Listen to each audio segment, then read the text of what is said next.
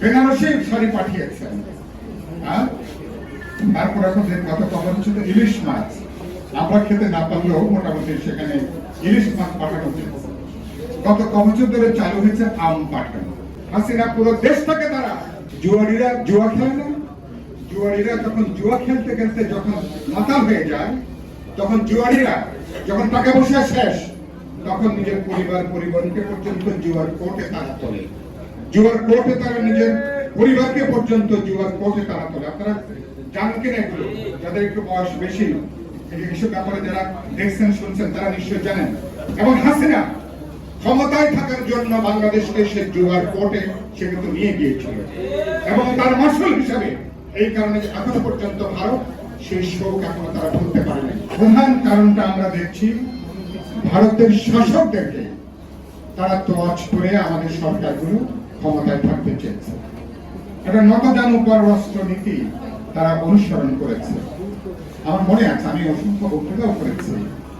দিল্লি পর্যন্ত টাঙ্গাইলের শাড়ি পাঠিয়েছে ভারতের মমতা ব্যানার্জিদের জন্য, আর ওখানে দিল্লিতে তখন কংগ্রেসের যারা নেতা নেত্রী ছিলেন সোনিয়া গান্ধী থেকে শুরু করে তাদের জন্য বেনারসি শাড়ি পাঠিয়েছেন।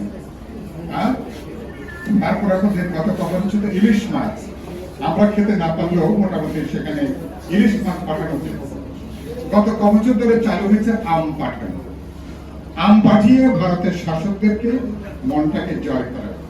আমি বলেছি আজকে পরিষ্কার করে বলতে চাই, বেনারসির যে কূটনীতি, টাঙ্গাইল শাড়ি পাঠিয়ে দেওয়ার যে কূটনীতি, অথবা ইলিশ মাছ পাঠিয়ে আম পাঠিয়ে ভারতীয় এই যে শাসক, আগ্রাসী শাসক, তাদের মন কিন্তু দুর্বল করা যায়নি এবং তাদেরকে বাংলাদেশের বন্ধু বানানো যায়নি। এবং এভাবে বেনারসি আর টাঙ্গাইল শাড়ির কূটনীতি পুরোপুরি ব্যর্থতায় পর্যবসিত হয়েছে। কারণ এরা ভারতের অন্যান্য অঙ্গরাজ্যের মতন আরেকটু বাড়তি কিছু অধিকারের হয়তো স্বীকৃতি দিয়ে মনে করছিল মুক্তিযুদ্ধে সহায়তা করেছে, এখন আমাদের দেশকে তারা যা খুশি করতে পারে একটা ফ্রি লাইসেন্স হিসেবে তারা বিবেচনা করে এসেছিল। এবং গত 16টা বছর বাংলাদেশের মানুষের বিরুদ্ধে তারা দাঁড়িয়েছেন। আমাদের জনগণের গণতান্ত্রিক আকাঙ্ক্ষা, আমাদের জাতীয় স্বার্থ, ভোটের অধিকার বলি, আমাদের স্বাধীন পররাষ্ট্র নীতি বলি, সবকিছুর বিরুদ্ধে তারা এখানে তারা একটা অবস্থান তারা করে নিয়েছিল।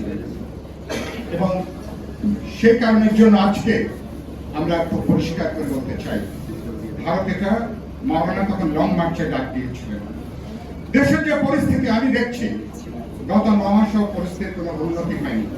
ভারত 9 মাসে অভ্যুত্থানকে ভারত কিন্তু মেনে নিতে পারেনি, এবং হাসিনার পরাজয়কে দিল্লির মোদী মনে করেছে নিজের পরাজয়। এবং এখানে আওয়ামী লীগের পালিয়ে যাওয়া, আওয়ামী লীগের গণেশ উল্টে যাওয়া, ছাত্র শ্রমিক জনতার যে গণ অভ্যুত্থান, ভারত মনে করেছে তাদের বাংলাদেশ নীতির একটা বিপর্যয়, একটা ব্যর্থতা। 9 মাস পার হয়েছে, এখনো মানুষ হিসেবে, জনগোষ্ঠী হিসেবে আমাদের যে উত্থান, এবারকার গণ অভ্যুত্থানের মধ্যে দিয়ে আমরা যে নতুন করে যে আক্রমণের পুনর্জন্ম লাভ করেছি, পুনরুত্থান হয়েছে, আমাদের জাতীয় আকাঙ্ক্ষা নিয়ে অধিকারের গণতন্ত্রের ভবিষ্যৎ তাকানোর জন্য আজকের দিন পর্যন্ত ভারত এটাকে তারা মেনে নেয়নি। এখনো পুশিং চলছে, কোথায় বোম্বে, কোথায় মাদ্রাস, কোথায় গুজরাট, সেখান থেকে ধরে ধরে এনে বাংলাদেশের বিভিন্ন সীমান্ত দিয়ে তারা ভারতীয় নাগরিকদেরকে বাংলাদেশের ভিতরে তারা ঢুকিয়ে দিচ্ছে। আপনারা জানেন তো এটা? জানেন কিনা এটা?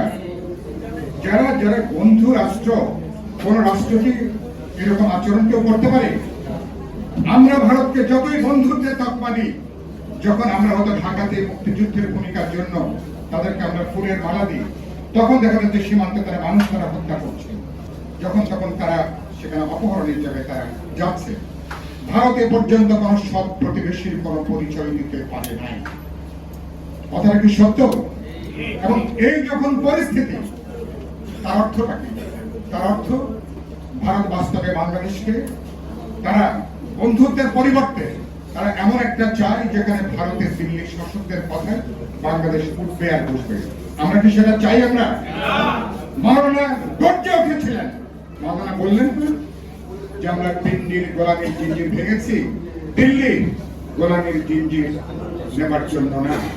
আজকে আবার নতুন করে আমাদের দেশকে যদি রক্ষা করতে হয়, যদি আমাদের পানির ন্যায্য হিস্সা যদি আদায় করতে হয়, আমাদের স্বাধীনতা সার্বভৌমত্ব তাকে যদি আজকে রক্ষা করতে হয়, একটা স্বাধীন রাষ্ট্র হিসেবে সার্বভৌমত্বের স্বীকৃতি নিয়ে যদি আমাদেরকে রুখে দাঁড়াতে হয়, মাওলানার পথ ছাড়া অন্য কোনো পথ নাই।